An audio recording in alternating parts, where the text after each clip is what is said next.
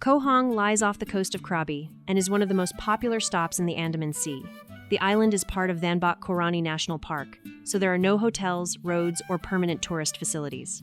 Most visitors arrive by longtail boat or speedboat from Ao Nang, Krabi, or Koh Yao Noi and stay for a few hours. The main beach has soft white sand and clear, shallow water. It is suitable for swimming, relaxing, and snorkeling near the rocky edges of the bay. Small fish can often be seen close to shore, especially when the sea is calm. Behind the beach, trees provide some shade during the hottest part of the day.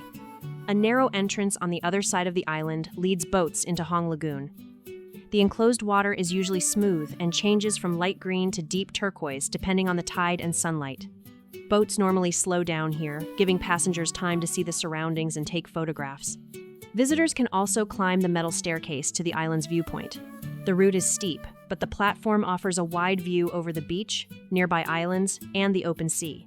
Koh Hong can become busy around midday, so morning visits usually provide calmer water and a quieter atmosphere.